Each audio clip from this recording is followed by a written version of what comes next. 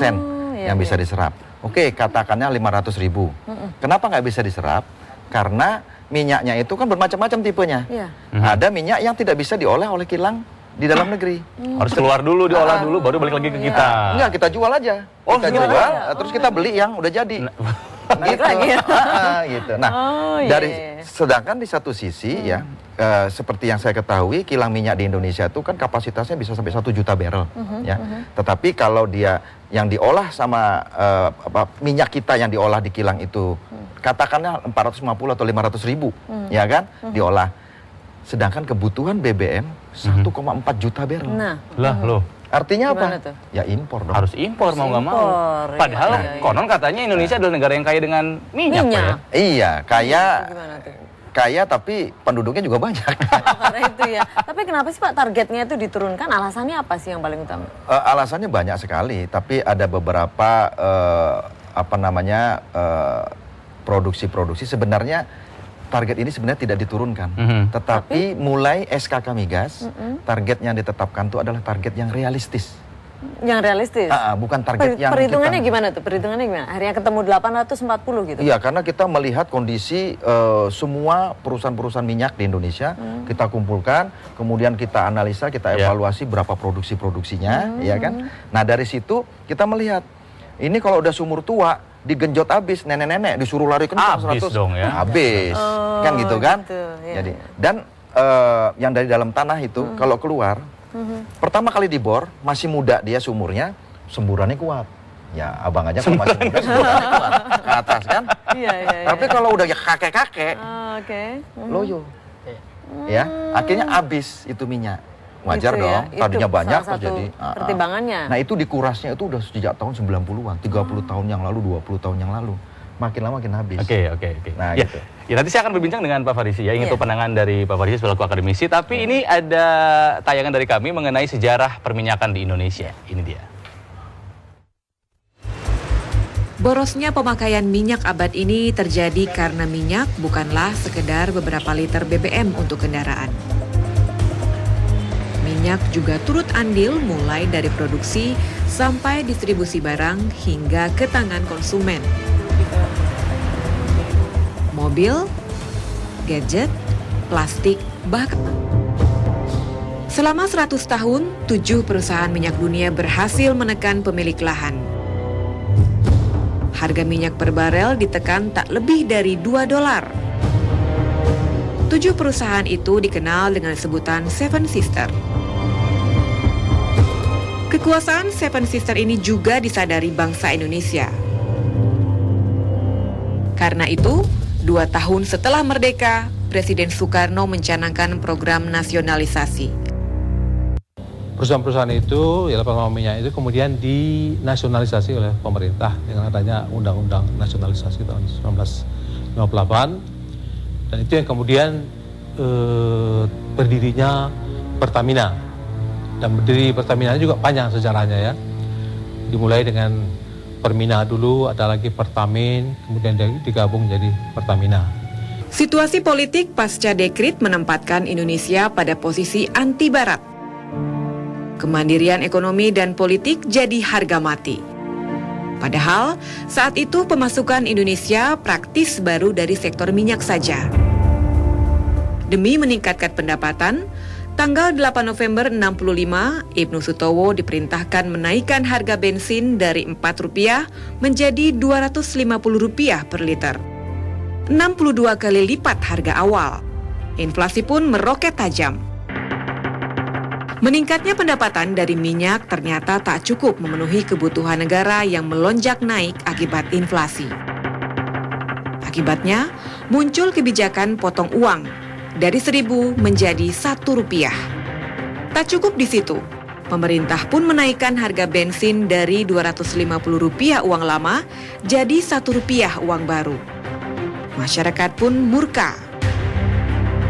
Kenaikan BBM pertama dalam sejarah Indonesia ini membekaskan trauma yang dalam. Namun di balik setiap peristiwa selalu ada hikmah tersembunyi. Di tahun yang sama, dengan pemotongan uang, perusahaan minyak Shell memutuskan hengkang dari Indonesia. Perusahaan minyak negara atau Permina kemudian membeli aset Shell seharga 110 juta dolar. Disinilah awal kebangkitan Permina. Dari perusahaan kecil yang hanya memiliki 3.000 karyawan, menjelma menjadi perusahaan besar dengan 14.000 karyawan. Dan pada waktu itulah lahirnya yang namanya nanti kita lihat sistem bagi hasil atau production sharing contract. Production sharing contract atau kontrak bagi hasil memungkinkan negara memiliki kembali tambang minyak setelah beberapa waktu dikelola asing. Bersamaan dengan pergantian kepemimpinan dari Soekarno ke Soeharto, Permina memperkuat armada tankernya. 24 tanker minyak dibeli agar Permina tak lagi menyewa. Lagi-lagi, insting Permina berjalan tepat waktu.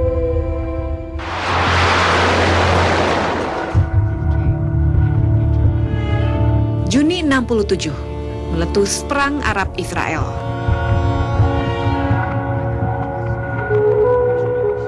Tak hanya membuat harga minyak melonjak, tarif angkutan di dunia pun turut terdongkrak hingga 800%. Permina selamat dari bencana karena telah memiliki armada tanker sendiri. Ini diperkuat dengan posisi Indonesia yang saat itu telah menjadi anggota OPEC. Harga yang stabil membuat Indonesia berada pada posisi aman. Hingga tahun 80-an, Indonesia berhasil menangguk untung dari ekspor minyak. Inilah masa keemasan minyak yang diistilahkan dengan oil boom. Indonesia pun mulai diakui kedudukannya sebagai eksportir kuat.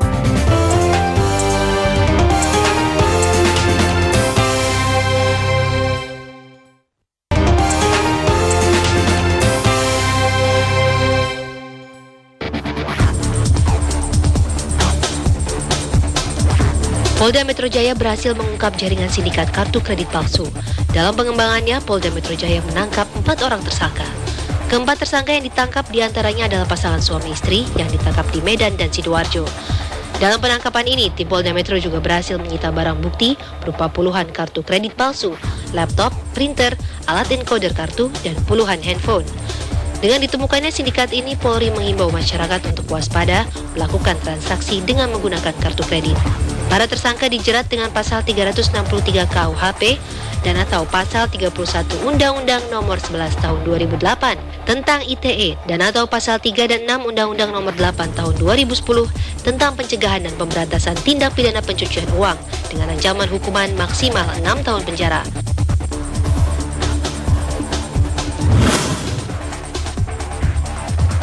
Kepolisian Resort Langkat Sumatera Utara berhasil mengamankan lebih dari 100 kg paket ganja dalam gelaran jaringan razia rutin di Jalan Lintas Sumatera. Ratusan kilogram ganja ini ditemukan dalam 3 karung besar yang berusaha diselundupkan melalui jalur lintas Sumatera dari Medan menuju Aceh. Ganja-ganja ini diduga akan didistribusikan di daerah Aceh dengan diangkut 2 mobil. 2 unit minibus yang digunakan mengangkut ratusan kilo ganja ini ditinggalkan pengemudinya 50 meter sebelum lokasi razia. Sayangnya, polisi hingga kini belum berhasil menangkap para pengemudi yang juga pelaku penyelundupan ini. Maraknya penyelundupan ganja akhir-akhir ini di daerah Sumatera Utara diduga karena saat ini merupakan masa panen ganja di Aceh. Polisi kini terus memburu para pelaku penyelundupan dengan melacak nomor kendaraan yang disita.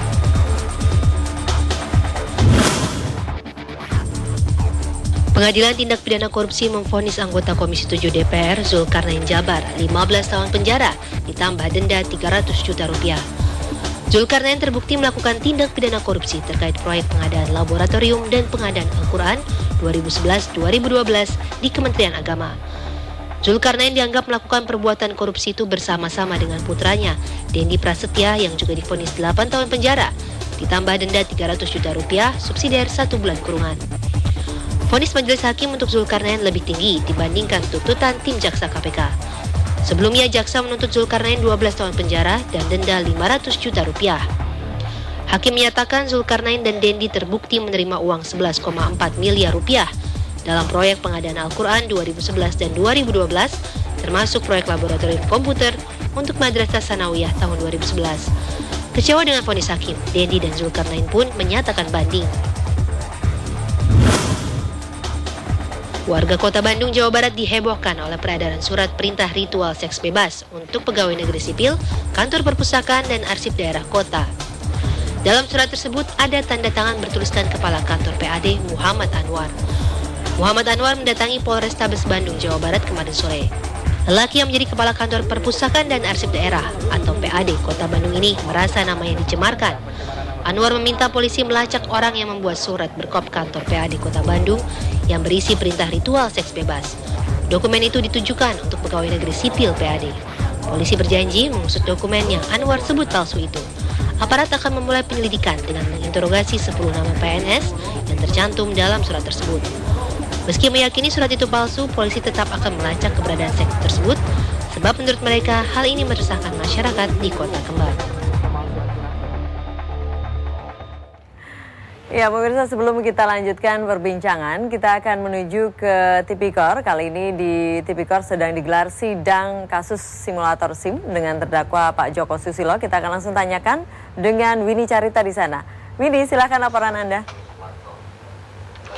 Ya, Feni dan juga pemirsa ruang kita, siang ini memang benar diselenggarakan kelanjutan sidang dengan terdakwa kasus suap dan tindak pidana pencucian uang yaitu Joko Susilo.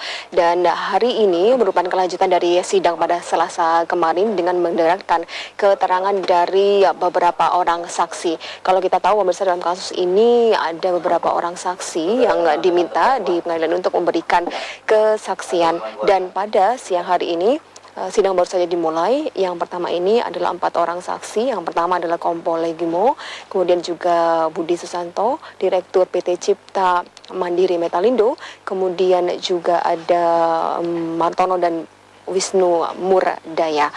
Kompol Legimo adalah bendahara dalam panitia lelang dalam kasus driving ataupun simulator SIM.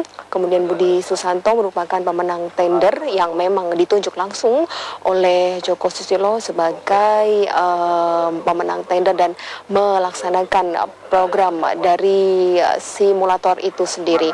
Kita masih ingin mengetahui jalannya persidangan. Tadi pada saat awal persidangan ada sedikit perdebatan karena memang dari pihak kuasa hukum tidak mengetahui siapa saja saksi yang akan bersidang pada persidangan kali ini, karena memang jaksa penuntut umum kurang terbuka dalam persidangan ini. Sementara hakim pun tidak mengetahui juga siapa saksi pada persidangan siang hari ini. Dan pemirsa, kalau kita mereview sedikit dari persidangan dengan agenda saksi pada Selasa kemarin, ada internal kepolisian yang bersaksi yaitu AKBP Teddy Rusmawan yang membenarkan bahwa AKBP Teddy Rusmawan ini melakukan apa yang sudah diperintahkan oleh atasannya yaitu John Paul Joko Susilo untuk menunjuk pemenang lelang yaitu PT Cipta Citra Metalindo. Kemudian setelah itu, di sini juga Teddy membeberkan bahwa telah mengirimkan sejumlah uang kepada banggar DPR dan juga anggota DPR. Uang senilai 4 miliar rupiah dibungkus dalam dalam 2 kotak, dan juga uang tersebut dikirimkan di restoran Bastara Sudirman, Jakarta. Apa yang akan disampaikan oleh saksi-saksi pada siang hari ini, kami masih akan menggali informasi lebih dalam karena memang persidangan ini baru saja dimulai. Untuk yang pertama adalah persaksian yang akan diberikan oleh Kompol Legimo, pemirsa. Demikian laporan sementara dari Pengadilan Tindak Pidana Korupsi. Saya kembalikan ke Feni Anastasia dan juga Ronald Suryapraja. Ya, baik. Terima kasih Winnie Carita, laporan Anda langsung dari Pengadilan Tipikor Jakarta. Kita lanjutkan ya perbincangan. Ya, Pak Faris ini ya, tentang pengurangan lifting. Ya, lifting Anda melihat seperti apa nih? Paling tidak kita lihat dari 2 hal ya. Pertama dari sisi potensi penerimaan kerja di sektor migas. Lifting berkurang bisa saja itu sekaligus menjadi pertanda bahwa aktivitas ekonomi produksi di sektor migas itu berkurang. Artinya orang-orang yang bekerja di situ, kalau kita lihat sekarang menurut Pak Iwan tadi sampai 96% sudah domestik ya. Artinya kita sedikit kehilangan potensi serapan tenaga kerja di sektor migas. Itu yang pertama. Yang kedua itu makin memperbesar gap antara produksi minyak kita dan konsumsi kita. sebab konsumsi kita kan relatif di atas 1,4 ya, 1,4. Sedangkan produksi kita berkurang. Artinya dari sisi penerimaan negara di sektor migas kita berkurang, tapi dari sisi pengeluaran negara untuk subsidi BBM itu bertambah. Jadi makin gapnya makin melebar, sehingga memang pilihan pemerintah untuk menaikkan harga BBM 2000 itu menjadi hal yang sudah tidak bisa dihindari.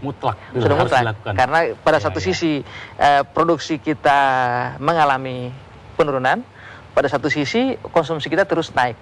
Oke, berarti sebetulnya ada manfaat buat rakyat nggak sih ini sebetulnya? Tentang apa? Maksudnya dengan diadakan lifting ini?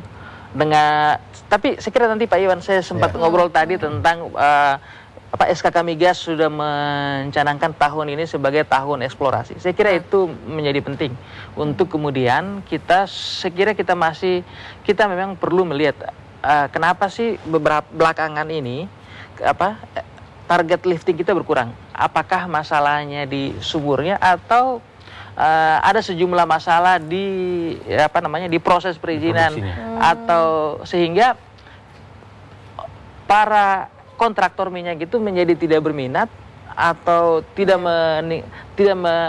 ekspansif di Indonesia. Mungkin nanti Pak Iwan yang bisa lebih jelaskan ke situ. Tapi kita memang perlu lebih ekspansif untuk melakukan eksplorasi terhadap sumur minyak kita yang potensial. Tapi nanti mesti juga kita bicara apa yang mesti dikompensasi oleh pemerintah dengan kita mengeksplorasi minyak. Kita mengeksplorasi minyak ini artinya kan kita menjual kita punya warisan. Kita mestinya ada hal yang didapatkan manfaat oleh negara atas eksplorasi ini selain pendapatan tadi itu. Ya, kalau Pak Iwan ini dengan adanya penurunan target ini kemudian ada pengaruhnya nggak? Ini ada ancaman untuk defisit anggaran nggak ini untuk kita? Ya, tahun lalu memang pendapatan dari migas itu 302 triliun. Sekarang ini kita outlook-kan ya sekitar hampir 260. Karena penerimaan negara itu kan sangat tergantung dari dua faktor. Yang pertama produksi, yang faktor kedua adalah harga minyak. Ya kan?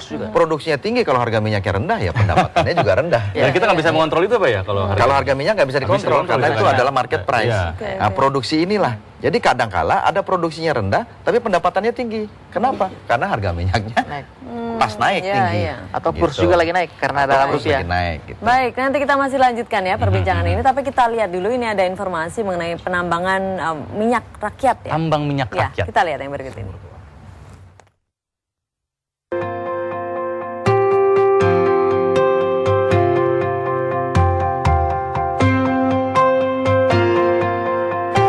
Bumi adalah emas hitam yang menjadi penggerak kehidupan dunia. Keberadaan minyak bumi dan berbagai produk olahannya memiliki manfaat yang sangat penting dalam kehidupan kita sehari-hari. Inilah pemandangan setiap pagi di salah satu sudut Desa Wonocolo, Bojonegoro, Jawa Timur. Mereka adalah para penambang minyak bumi tradisional. Sebuah pekerjaan yang sudah langka di negeri ini. Ya, hanya sumur di Desa Wonocolo inilah yang masih menggunakan 100% tenaga manusia. Perlu 5 orang untuk menarik timba dan 1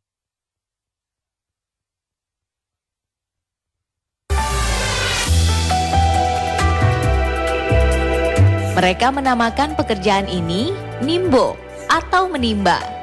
Karena memang pekerjaan mereka seperti menimba air di sumur.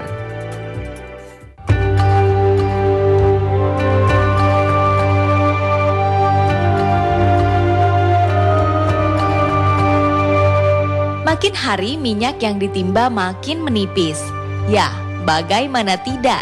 Dalam sehari satu sumur bisa menghasilkan 600 liter minyak mentah atau sering disebut lantung. Ladang minyak di desa ini sudah ada sejak zaman penjajahan Belanda pada akhir abad ke-18. Dimulai ketika seorang sarjana Belanda, Ardian Stuk, menemukan rekahan tanah yang mengeluarkan cairan kehitam-hitaman di wilayah sekitar cepu ini. Setelah Belanda pergi dari tanah air, sumur-sumur yang mereka buat ditutup dengan menggunakan besi dan batu. Namun, penduduk Wonocolo tak habis akal. Mereka membuka kembali sumur-sumur minyak tua peninggalan Belanda ini. Namun dalam beberapa tahun terakhir, pertambangan rakyat sudah mulai berubah. Beberapa penambang sudah mulai menggunakan mesin untuk menarik timba. Sumur-sumur ini beroperasi selama 24 jam. Para penambang bekerja bergiliran. Juga mesinnya dipakai berganti.